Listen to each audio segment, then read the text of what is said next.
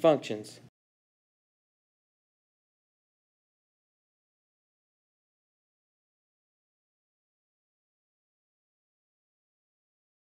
It tells me to sketch the graphs of g of x equals negative x cubed, h of x is x cubed plus 1, and h of x equals x minus 1 cubed, all by hand. So this one is easier because I only have 2 terms at most in all of these. I have my x to the 3rd term, and then I can have a constant. You see what I'm talking about? All these have an x to the 3rd and a constant. If those are the only 2 terms, then we can use parent functions to graph them. There's nothing but parent functions needed.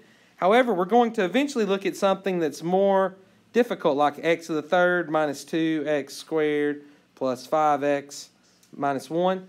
You cannot use parent functions to graph this. Okay, we're going to have to learn new tools when we get to this. But for now, these 3 all can be graphed using parent functions. So we're going to look at, for all of them, my parent function is x cubed. So I should know my critical points are negative 2, negative 8, negative 1, negative 1, 0, 0, 1, 1, and 2, 8. So if I graph that parent function,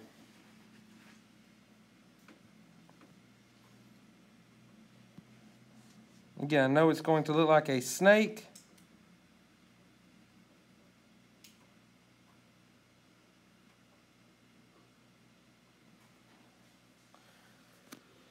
So that's my parent function, something like that. X to the 3rd. So notice how 2, 8 doesn't fit on my graph, but I don't ever get to 2 until I get up here at 8. Right? So it is very sharply increasing. Now, what is negative x cubed? What's happening there? I have a reflection where I'm changing the signs of all of my y's. So the graph there would look like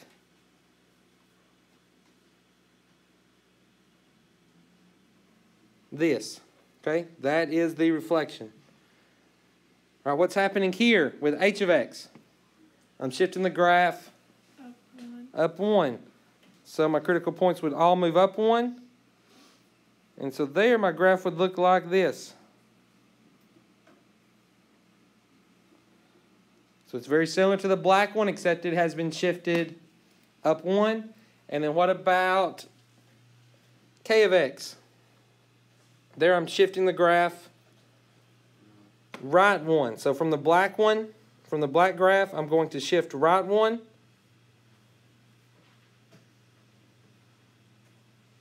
And so that graph would look something like this. Okay, so again, all this is a review. This is stuff you should already know. That's not going to be the main point of this section. It's just showing, all right, transformations still hold up whenever you have an x to the 3rd and a constant. You can still graph those by transformation test. So they probably have some chart.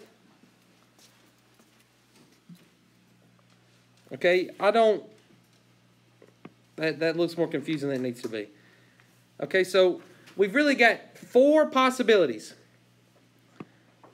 So first, we're going to look at the function's highest degree. So does everybody know how to find the degree of a function? Yes, no, no, yes.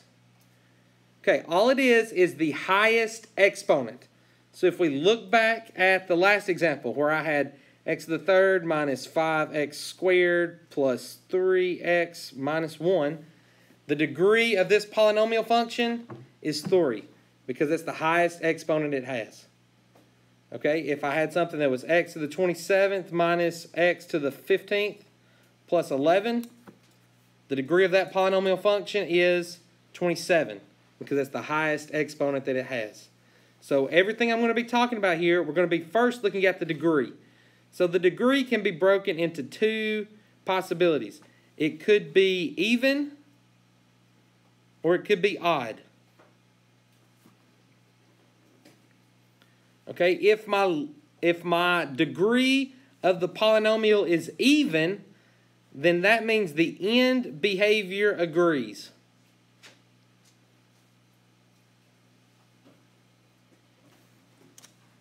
If it's odd, then the end behavior disagrees.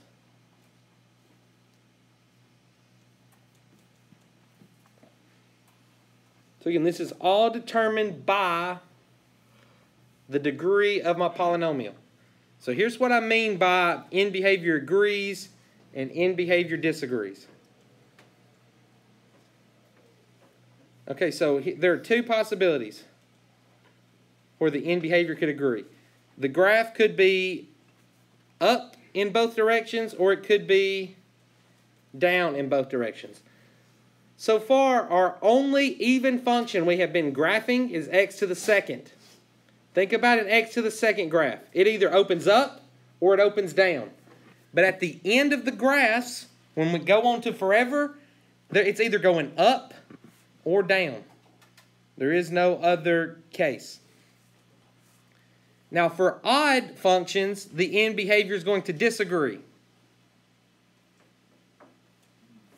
So what do you think disagreeing looks like? Well, it's down in one direction and up in the other. Or vice versa. It could be up to down. But the end behavior is in opposite directions. That's what I mean by it disagrees. Do y'all know what I mean when I'm saying end behavior? Like, that's what the graph tends towards forever. Like the parts of the graph that we can't see, that we're going to have to zoom way out to see it. That's the directions that the graph could be going. When it's even, it has to agree. They're either both up or they're both down.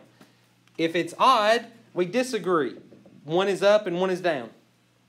Okay, now how do I know which is which? We use the leading coefficient. So does everybody remember what a coefficient is? The number in front of the variable, the highest degree variable. So when we were looking at quadratics, it was always that a term. We looked at the a term. If the a term was positive, it opened up. If the a term was negative, it opened down. Well, so think about that. We were looking at an even function when that happened. Right? So if my highest degree term has a positive leading coefficient, then the graph opens up. So if it's even and then the leading coefficient is positive, let's use something besides blue. Let's go here. Leading coefficient positive.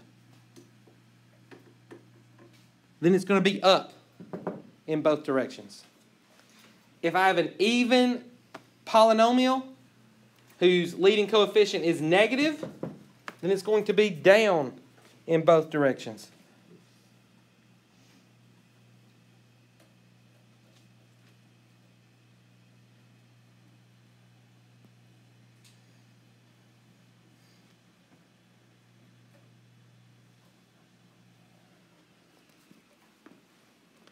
This follows what we already know from graphing quadratics.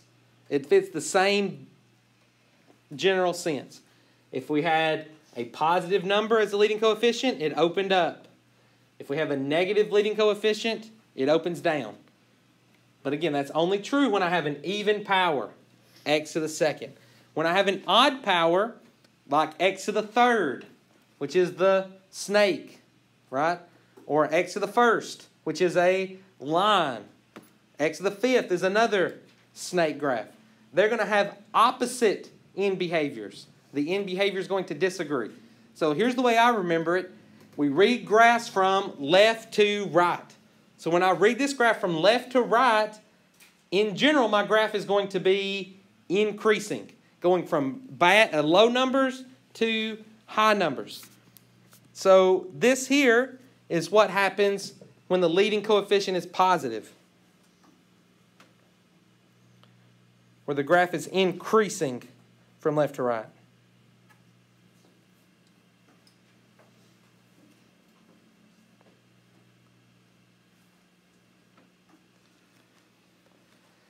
And then in this case, the graph was up high, and it's starting to decrease.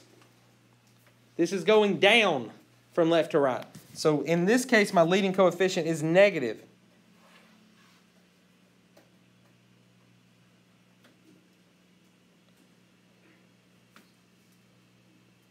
So think about it. You've had some reflection that has happened. The leading coefficient is now negative. Or think about it with a line. When you have a negative slope, it's going down from left to right. It's the same idea. This tells me to use the leading coefficient test to describe the right hand and left hand behavior of the graph f of x equals negative x cubed plus 4x. Okay, so I always draw it on a graph. That's the way that it fits in my head. So when I look at this, first, is this an even or odd polynomial? Odd, because the leading coefficient is 3. So because it is an odd degree polynomial, I know my end behavior disagrees. It's in opposite directions. One's up and one is down. Now, next I look at the leading coefficient. In this case, the leading coefficient is negative. So because it's negative, I know in general my graph's going to be decreasing for my odd degree polynomial. So the graph is going to have this type of end behavior. It's going to be up on the left side, decreasing on the right side. So I've never seen this right hand, left hand. That's not the way I'm used to explaining it. So this is the way. I don't like it. I don't like the way they do that at all. I don't like it. I'm not even going to show that. Everybody good with this? That's the answer I'm looking for. The book's going to do something different. I don't like the way the book explains this. I'm out. That's bad to me. So we're going to look at it like this.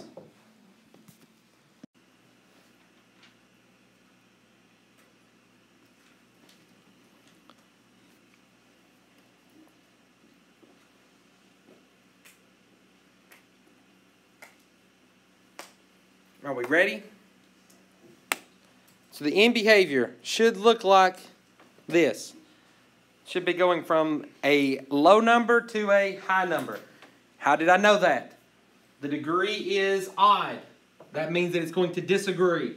Because the leading coefficient is positive, I know it's going to be increasing. So the graph looks like this. From a low number on the left to a high number on the right. Questions? Okay, so again, just looking at end behavior. So at A part, even or odd? Even. So I know my end behavior agrees. It's either up or down. The leading coefficient is positive. So that means it's going to be up. So my end behavior on A would be up in both directions. Questions on A? B part. What is my degree? 5. So because it's odd, the end behavior is going to disagree. One is up, one is down. Leading coefficient is positive. That means it's going to be increasing as it moves from left to right. So it's going to start low and end high. All right, we good with this? A part. My end behavior should be in this direction.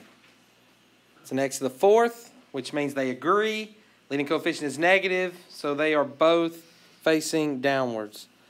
B part should look like this. X to the 5th. So it disagrees. And because my leading coefficient is negative, it's going to go from increasing or from a high number to a low number, which means it's going to be decreasing along the graph. Okay, C part.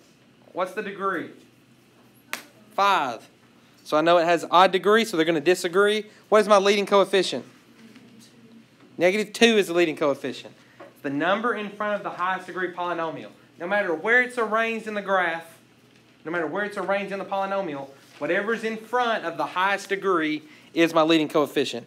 So this one would also be facing this direction. From high on the left to low on the right. Decreasing.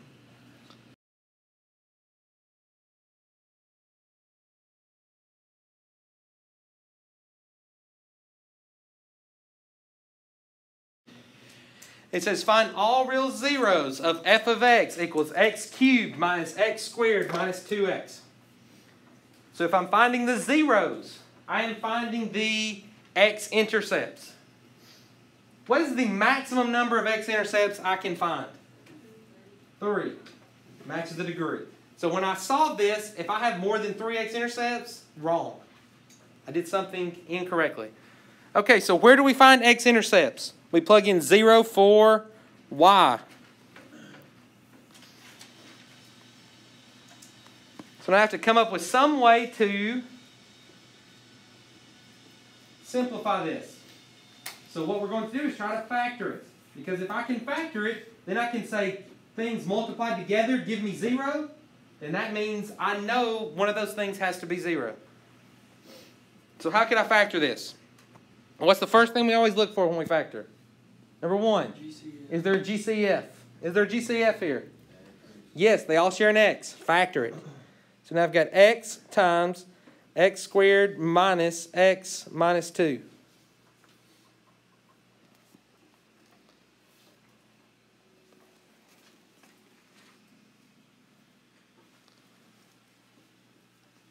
So now, can I factor this even further? I can.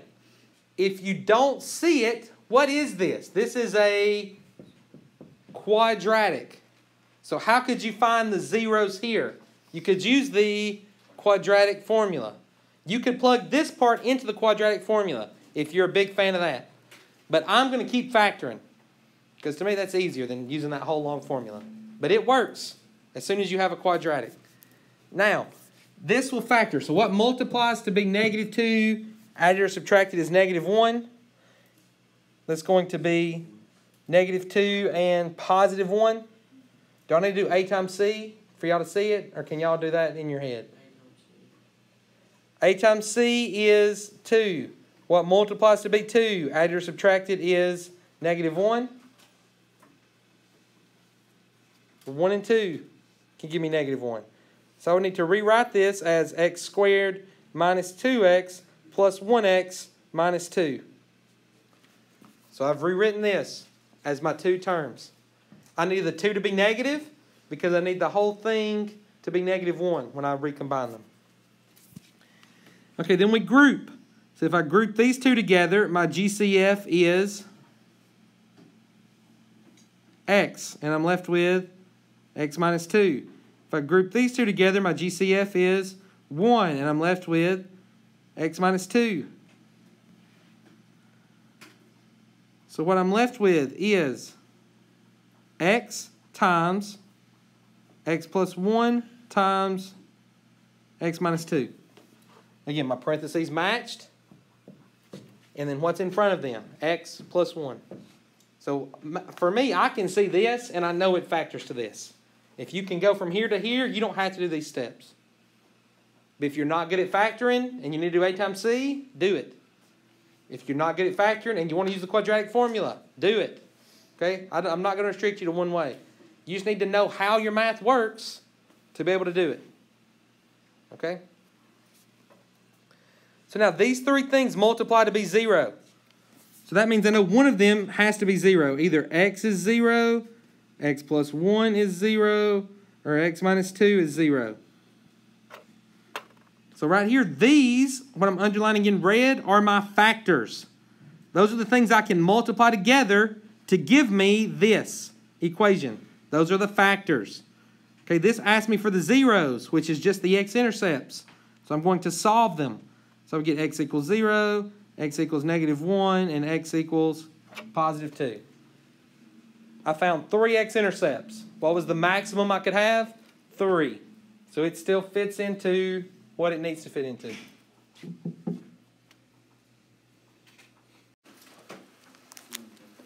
All right, I gotta go ahead and start to make sure we get done with this one. But if you're working, you can keep working. You can check your answer at the end here. So to find zeros, we plug in 0 for y, because we're just finding x-intercepts. This can factor. They have a GCF of x. So it's x squared plus x minus 6. And then I can see, without doing A times C, this should be x plus 3 times x minus 2. equals 0. That's going to give me x equals 0, x plus 3 equals 0, x minus 2 equals 0. So my roots are at 0, at negative 3, and at positive 2. So we don't need our graphing calculator to do that. All we're doing are finding x-intercepts. X-intercepts happen when y is 0. So we're going to say 0 equals negative 2x to the 4th plus 2x squared. Now the way we find those x-intercepts is we have to factor this. So when I factor, first thing I look for, is there a GCF? Yeah. Yes, there is. The GCF is, sure, you can pull a 2, and I'm going to make it negative 2x squared, which is going to leave me with x squared minus 1 in parentheses. So now I want to see, can I factor this any more? I can here. This is the difference of perfect squares. So that factors to be x plus 1 times x minus 1. And I'm bringing down the negative 2x squared that was out front. So now I have 3 things that multiply to be 0. So that means one of them has to be 0. So negative 2x squared is 0, x plus 1 is 0, or x minus 1 is 0. Okay, when I solve this is x equals negative 1, x equals positive 1. Okay, nothing crazy there. Now let's look at the first one. So I've got to get x by itself. It's being multiplied by negative 2, so I divide by negative 2. That's going to tell me x squared equals 0. Now to get x by itself, I have to take a square root of both sides. When I take a square root, I have to account for the positive and the negative possibilities. So my x-intercepts are at 0, negative 0, negative 1, and 1. Okay, but negative 0 is not a thing, right? So they're at 0, 0, negative 1, and 1. So if I had to list my x-intercepts, they occur at negative 1, 0, 1, 0, and 0, 0. And we found that 0, 0 happened twice. Okay, it's going to be important in just a second. That's the reason I'm bringing that up. You see what I mean by 0 occurred twice? We get 0 2 times. Now think back to yesterday. This is a degree 4 polynomial. So what is the maximum number of x-intercepts? 4. And I've got 4 of them. Even though one of them occurred twice, I still found 4 intercepts. Now the next part tells me to find the relative extrema. So there are mathematical tools you can use to find that, but you have to know calculus. That's what calculus is for. So we cannot find relative extrema any other way than by graphing calculator. So we're going to go to y equals on our graphing calculator, and we're going to input that value, negative 2x to the 4th plus 2x squared. Make sure when you put the plus, you get out of the exponent. Okay, then once I get that entered, I'm going to click zoom. I'm going to click 6 for zoom standard, just in case y'all have some crazy graphs or some crazy windows.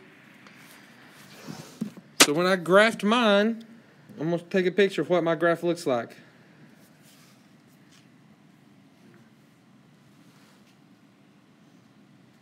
Okay, there's my graph. Everybody have this? Now look, where are those relative extrema? Well, those are the turning points. So since this is a degree 4 polynomial, we know that there can be no more than 3 turning points. And check out the end behavior. It's even power, and the leading coefficient is negative, so it agrees and it's going down. Right? We knew that before we graphed it. Now when I look for those turning points, look, the graph is increasing and then it swaps to decreasing. So right here would be a turning point or a relative extrema. Then it's decreasing, and it goes back to increasing. So right here's another turning point, or relative extrema. And then it's increasing, it swaps to decreasing. So there's a third relative extrema. All three of them are happening right here, very close to the origin. So to identify where they are, I'm going to click zoom and zoom in, and then click enter again. That way it's a little bit more clear what I'm looking at. So after I've zoomed in, my graph looks like this. Right, I'm focusing a little bit more on those turning points. So now the first one I'm going to find is the one on the left, right here. So on my calculator, I'm going to second calculate. So it's up there by trace, right? I'm going to find a maximum value. It says left boundary. So I'm going to go somewhere left of the maximum. Then I'm going to go somewhere to the right of the maximum. Then it tells me to guess where I think it is. So on my calculator, it tells me that the maximum is here at negative 0.70 or negative 0.71 if I round. And its maximum is a half. Everybody good with this? Yes? Okay, now let's find the next one. So I'm going to be looking at the minimum that's happening here. I'm pretty sure it's at the origin, but I'm going to double check. Second, calculate a minimum. Left boundary. Right boundary. Put in my guess. And my guess was correct. That is at the origin. 0, 0 for the minimum. And then find the right maximum. So same thing, I'm going left bound. I'm going right bound. Tells me to guess. This one is at 0.71 and 0.5. So this graph is symmetric with respect to the y-axis, right? Because it's an even graph. Remember, all of my powers are second power, which means the graph is even. That's way back from test 1 that we did. But it still fits that criteria. Is there anything else I need to say? Okay, so let's look at our x-intercepts we found. So we found x-intercepts at -1. That happened one time.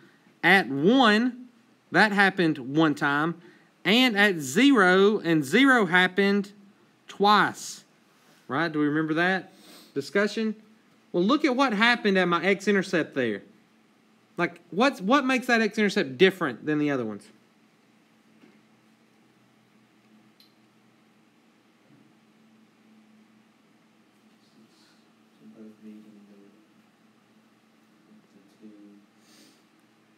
Okay, so you look at it as the two sides of the graph are meeting there. Okay. Can I have your attention, please? If you are a peer helper, grades 3 through 6, go to Mr. Bell and Miss Henderson's room now. The grades 3 through 6, Mr. Bell and Miss Henderson's room. If you're grades 7 through 12, you need to go to the high school library at this time. Peer helpers, grades 7 through 12, go to the high school library. Thank you. Okay.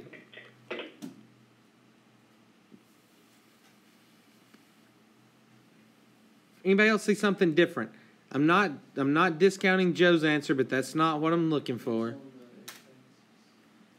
Yeah, all x-intercepts are on the x-axis. That is also true. Not what I'm looking for. It is also on the y-axis, which is interesting. That is true, but not what I'm looking for.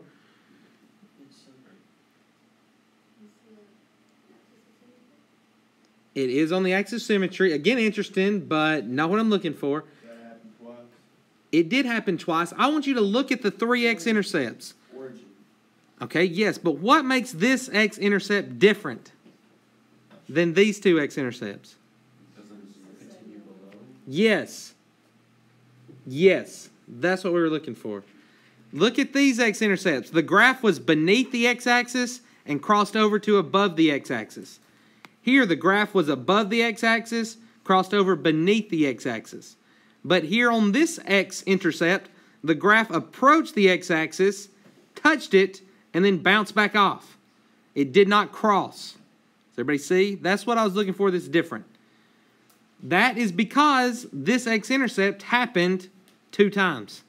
I knew the graph was going to bounce off there because the x-intercept occurred an even number of times, which is going to bring us to our next set of rules. Okay, so this looks real fancy, but let's go through it.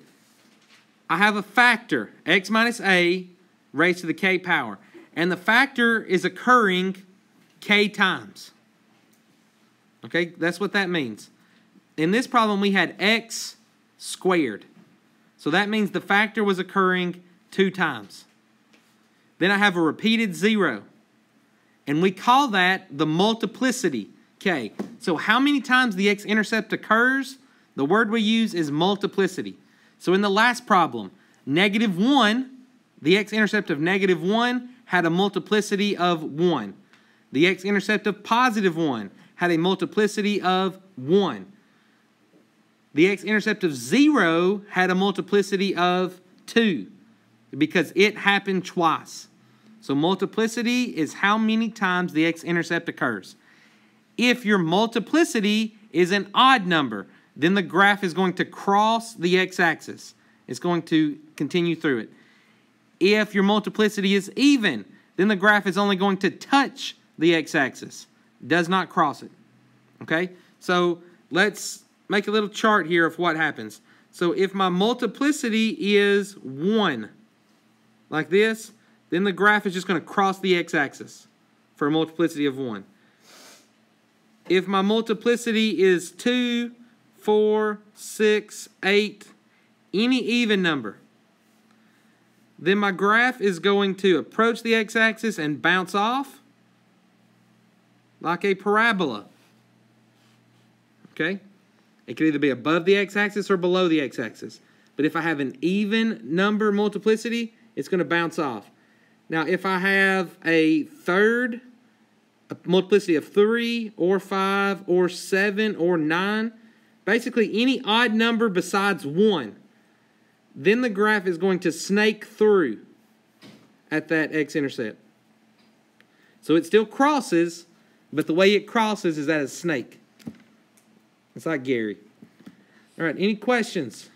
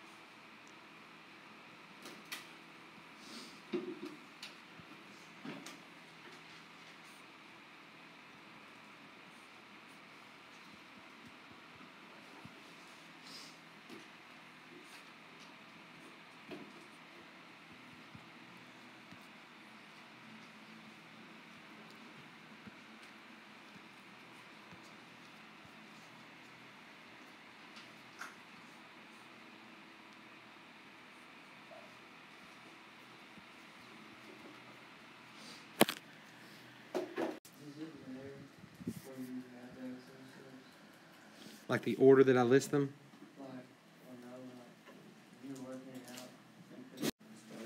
Found the maximum here to be at negative 1.87.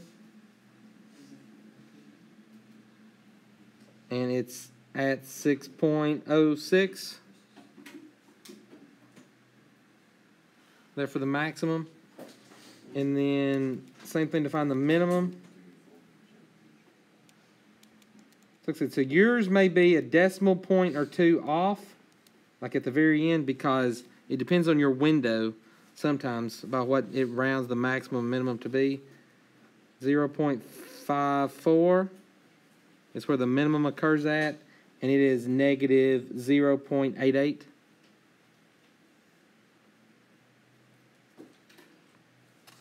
So again, the tools used to find where the maximum and minimum are at are developed for you in calculus, if you take calculus.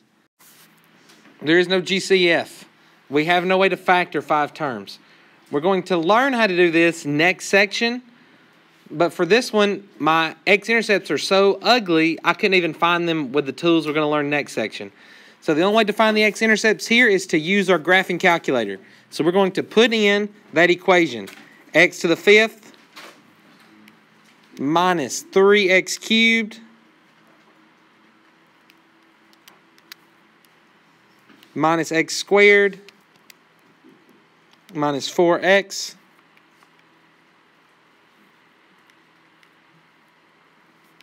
minus 1. So now I'm going to click graph.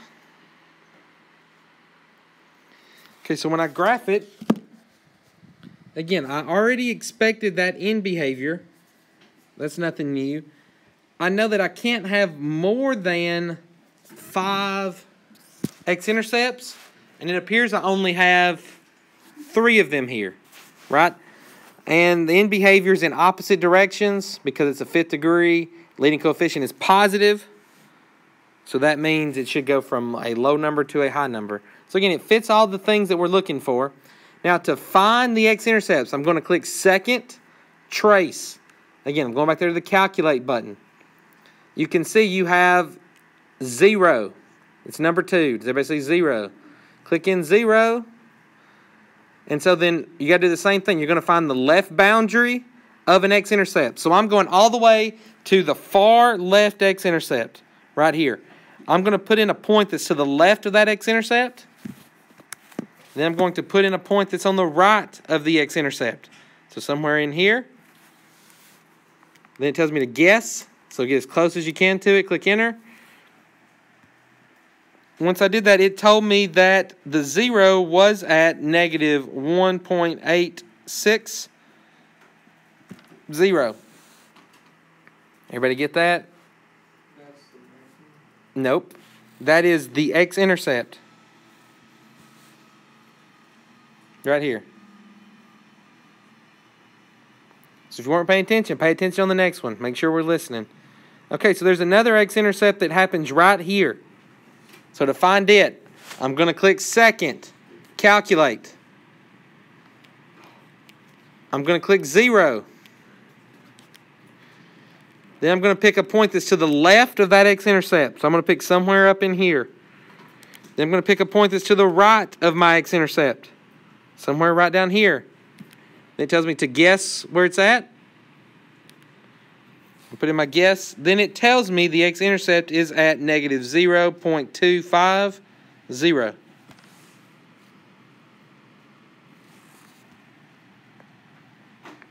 Everybody still good? And then the last X-intercept is occurring right over here. So same process. Second calc, 0. I'm going to pick a point that's just to the left of that X-intercept. So for me, it's somewhere right in here. And then to the right of that X-intercept is actually going to go a little bit off the graph, but that's okay. Then it tells me to guess. Oh, mine gave me a weird number. Mine gave me 2.11. And then my Y doesn't say 0, though. Right? Do y'all have that? My Y says negative 2.8 e to the negative 12. That's basically 0. That's really, really close to 0. So we're just going to put 0 for the Y. I think if I zoom in, let's see here. If I zoom in on that X-intercept sum, and I do the process again, so second, calculate my 0. I'm going to go to the left. I'm going to go to the right. I'm going to guess. No, it still didn't work. Okay. Yes.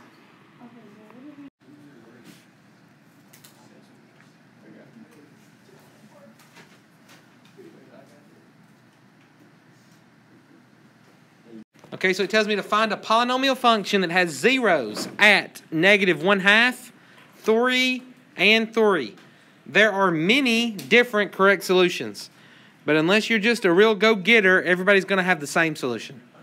Unless you're just very, you want to do more than your fair share. Okay, so think about working this in reverse. I need X-intercepts at -1/2, at 3, and at 3.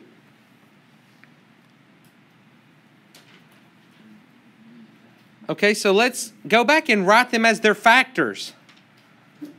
So what are their factors? We would have x plus 1/2 had to equal 0. X minus 3 had to equal 0. And x minus 3 had to equal 0. You see what I'm doing here? I'm working it in reverse. So now what did this have to look like in order to have these three things? Well, we had to have x plus 1/2 times x minus 3 times x minus 3 had to be equal to 0.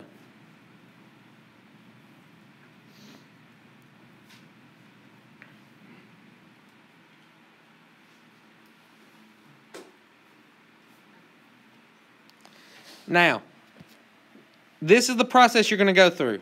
Is there any questions about what I've done so far? Now, this is a weird one because I have a fraction. So we hate fractions. Could you imagine having to distribute with a fraction? No, that sounds awful. So in order to get rid of that fraction, I'm going to multiply by 2 as well. Because now what happens when I distribute here? That becomes 2x plus 1. I don't have to do that, but it's going to make the math easier if I do that. So whatever your denominator is, multiply by it out front. That way it will go away. And now that I've still got x minus 3 times x minus 3. And now same deal. You're going to have to distribute and find the equation. So 2x times x is 2x squared. 2x times -3 is -6x. 1 times x is 1x. 1 times -3 is -3. And then when I group my like terms together, I've got 2x squared minus 5x minus 3. But this is still being multiplied by x minus 3.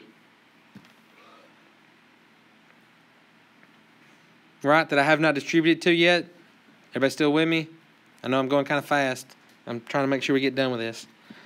Now if I distribute here, that's going to be 2x cubed minus 6x squared minus 5x squared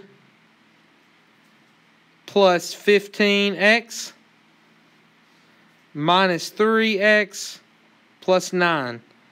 So this is what I got. I know I didn't do it very neatly. Kind of ran out of room. Now combine like terms. So I've got 2x cubed minus 6x minus 5x is minus 11x squared. 15x and 3x is positive 12x plus 9. So this would be my polynomial function. F of x equals that. So basically I'm working the problem in reverse. I know what the factors are. Now I've got to go back and find what the original equation was.